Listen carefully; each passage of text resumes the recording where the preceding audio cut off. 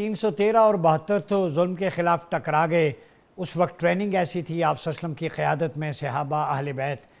وہ کیا انسپریشن تھی امام حسین علیہ السلام کے پاس کہ وہ یزید کے خلاف ٹکرا گئے اور وہ فیملی کو لے کے گئے، ویپن نہیں لے کے گئے، اپنی فیملی، شیرخوار بچوں کو. تو مقصد تھا کہ اپنے نانا کی امت کی اصلاح کے لیے جا رہا ہوں. تو اس میں انسائٹ میسج کیا ہے ہمارے لیے؟ دیکھیں، ایک تو میں یہ کلیئر کروں کہ امام حسین رضی اللہ تعالیٰ عنہ اندھیرے میں نہیں تھے. اس کو اس پورے معرکے کا انجام بھی معلوم تھا. جی. ان کے ساتھ کئی آپشن تھے، یعنی اگر وہ بیعت پر آمادہ ہوتے، یزید کی حکومت کو تسلیم کرتے، تو وہ نہ خود شہید ہوتے، نہ ان کے بچے شہید ہوتے، نہ ان کے بانجے شہید ہوتے، نہ ان کا سارا خاندان ختم ہوتا. اس لیے کہ کربلا کے اختتام پر، کربلا کا جو معرکہ ہوا اس کے اختتام پر تو صرف ایک ہی بچہ بچا تھا، اس کا نام زین العابدین ہے. جی، باقی تو صرف خواتین تھی. جی. تو یہ ایک حماسہ ہے، حماسہ کربلا. آج جو آپ حماس کا نام سنتے ہیں نا، اس کا مطلب یہی ہے کہ جرأت، ارادہ، عزیمت اور ایکشن، جو آج ہم غزہ میں دیکھتے ہیں. جی. اس نے اپنی تنظیم کا نام یا تحریک کا نام حماس اس لیے رکھا ہے. تو حماسہ کربلا ہے، اس میں بھی ایک ارادہ تھا اور ایک عزم تھا اور پھر ایک ایکشن تھا. اور وہ یہی سمجھ رہے تھے کہ اس ایکشن اور اس عزم کا انجام کیا ہے، لیکن وہ انجام ہی اصل میں کامیابی وہ سمجھ رہے تھے کہ اگر آج میں نے خاموشی اختیار کی تو پوری امت ذلیل ہو جائے گی.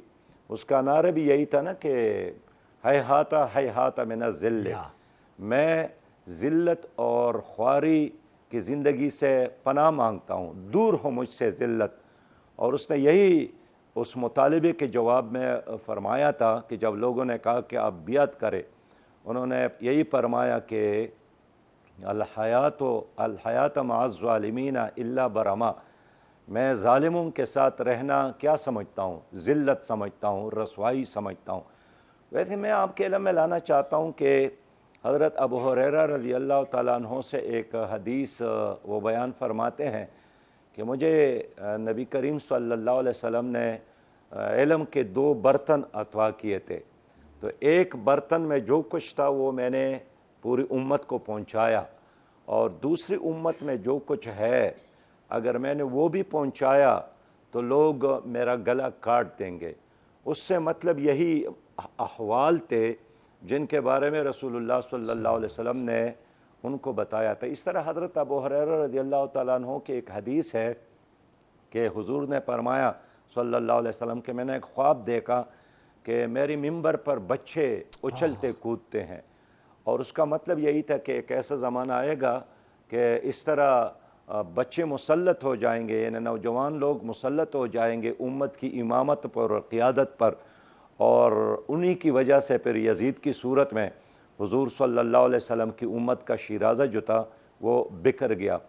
تو امام حسین اپنی حکومت کے قیام کے لیے سب کچھ نہیں کر رہے تھے، اس لیے کہ وہ سب جانتے تھے کہ 72 کا قافلہ ہے، اس میں بھی زیادہ تر خواتین اور بچے تھے، وہ کیا اتنے بڑی لشکر کا مقابلہ کرے گا. لیکن وہ امت کو یہی پیغام دینا چاہتا تھا کہ اگر آپ حق پر ہے تو حق پر ڈٹ جاؤ. اور حضرت سیدہ زینب رضی اللہ تعالیٰ عنہ نے یزید کے دربار میں جو سپیچ کی ہے، جو تقریر کی ہے، اس کا خلاصہ یہی ہے کہ میرے امام نے کربلا میں خون دے کر، جان دے کر، زندگی قربان کر کے امت کو یہی پیغام دیا ہے کہ اگر امت کم ہے یا زیادہ ہے وہ حق کا ساتھ دے اور باطل اور ظلم کے مقابلے میں ڈٹ جائے. اور پھر اس نے اپنی سپیچ میں یہی کہا ہے کہ جو اس معرکے میں مر گیا ہے اصل میں وہ زندہ رہے گا، اور جو زندہ رہا اس میدان میں یزید کے افواج کی صورت میں وہ ذلیل اور خوار ہوں گے. آپ کو یاد ہوگا کہ اس عرصے میں حر بھی اسی میدان میں تھا، وہ بھی امام حسین کو پکڑنے اور اس کا سر قلم کرنے کے لیے آئے تھے، لیکن انہوں نے تو امام حسین کا ساتھ دیا. وہ جب آگے پیچھے ہو رہے تھے میدان جنگ میں تو ان کے اپنے دوستوں نے ان سے پوچھا کہ آپ کیا کر رہے ہیں؟ اس نے بہت مختصر اور خوبصورت جواب دیا کہ میں جنت اور دوزخ میں سے ایک کا انتخاب کر رہا ہوں، کہ میں امام حسین کا ساتھ دے کر جنت میں جاؤں یا یزید کے ساتھ رہ کر جہنم کا ایندھن بن جاؤں. تو تو آج کے دن میں ہمارے لیے یہ پیغام ہے کہ ہمیں یہ نہیں دیکھنا چاہیے کہ میجارٹی میں کون ہے، ہمیں یہ نہیں دیکھنا چاہیے کہ اقتدار میں کون ہے، ہمیں یہ دیکھنا چاہیے کہ حق پر حق کون پر ہے اور حق پر کون اچھا کھڑا سراج ہے۔ الحق صاحب، تو ہمیں اسی حق کا ساتھ دینا جی چاہیے، حق پر ڈٹنا چاہیے۔ اسی سے ریلیونٹ سوال، آپ نے بڑی خوبصورت بات کی۔ امام نے یہ بھی فرمایا تھا مثلی لا یبایع مثلا، میں مجھ جیسا اس جیسے کی بیعت نہیں کر سکتا۔ آپ نے راہ عظیمت اختیار کی، تعداد میں کم تھے، ٹکرا گئے۔ آج فلسطین میں ظلم ہو رہا ہے، قرآن کانٹیکسٹ میں بھی دیکھیں، احادیث میں دیکھیں، امام حسین علیہ السلام کا اسوہ دیکھیں، تو کیا مسلمان راہ رخصت پہ ہیں؟ بالخصوص عرب ممالک وہ عزیمت پہ کیوں نہیں کھڑے کہ ڈٹ جائیں، بائیکاٹ کم از کم کریں، اسرائیل پہ پریشر ہو اور طاغوتی استعماری اور سامراجی طاقتوں پہ؟ مسلمان کیوں نہیں للکارتے آج اسرائیل کو؟ حسینی فکر صرف نام لینے کی حد تک ہے، پریکٹیکلی کیوں نہیں ہے؟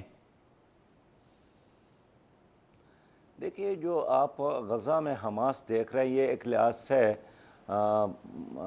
حماسۂ کربلا کا ایک تسلسل ہے، جی اور یہ امام حسین کی اس جدوجہد کا ایک تسلسل ہے۔ یہاں بھی لوگوں نے یہ نہیں دیکھا کہ ہم تو چند ہزار ہے یا چند لاکھ ہے اور سامنے ایک بہت بڑی طاقت موجود ہے، اور اس کے پشت پر امریکہ ہے، اس کے پشت پر تمام استعماری ممالک ہے، لیکن انہوں نے اسوہ امام حسین پر عمل کرتے ہوئے دشمن کے ساتھ مقابلے کا فیصلہ کیا، جبکہ بہت سارے عرب ممالک نے وہی کوفی کردار ادا کرنے کا فیصلہ کیا، جن کے ساتھ وسائل بھی ہے، جن کے ساتھ فوجی بھی ہے۔ اور آپ نے دیکھا کہ ماضی میں 1968 میں اسرائیل نے عرب ممالک پر حملہ کیا، جی تو یہ عرب ممالک نے 6 دن بھی مقابلہ نہیں کیا، اور اگلے ہی دن اس نے مصر کو بھی شکست دی، شام کو صحیح، بھی شکست دی، لبنان کو بھی شکست دی، اور اس پوری ریجن پر اپنا داغ بٹھایا۔ لیکن اب یہ 8 مہینے، یعنی 7 اکتوبر سے لے کر آج تک کئی مہینے گزر گئے، لیکن وہ لوگ اسی طرح قائم ہیں۔ تو میں یہ سمجھتا ہوں کہ عرب ممالک کا جو رویہ ہے وہ انتہائی افسوسناک ہے، جی اور سچی بات یہ ہے کہ آج مغربی ممالک میں لوگ غزہ کے حق میں، حماس کے حق میں جلسے کرتے ہیں، جلوس کرتے ہیں، اور وہاں لوگ احتجاج کرتے ہیں، حتیٰ کہ بعض لوگوں نے وائٹ ہاؤس میں داخل ہونے کی کوشش کی، اپنے وزراء کو گریبانوں میں سے پکڑا، لیکن آپ کے عرب دنیا اور اسلامی دنیا میں تو جلسہ اور جلوس کی بھی اجازت نہیں ہے۔ میڈیا کو بھی کنٹرول کیا ہے کہ زیادہ غزہ کے جو جدوجہد ہے اس پر بات ہی نہ کی جائے۔ یہ تو سوشل میڈیا کی وجہ سے غزہ کے لوگوں کے بارے میں ہمیں معلوم ہوتا۔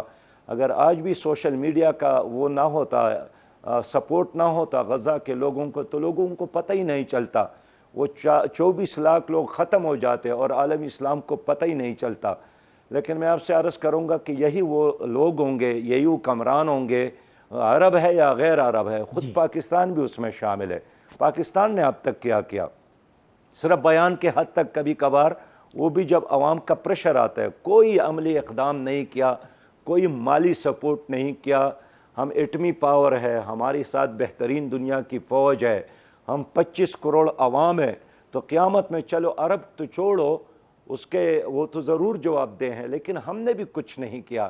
اس لیے کہ عالمی اسلام پر اس وقت جو لوگ مسلط ہے وہ امت کے نمائندے نہیں ہیں، وہ امریکہ کے ایجنٹ ہیں، امریکہ کے پیارے ہیں، ان کے وفادار ہیں اور ان کے غلام ہیں۔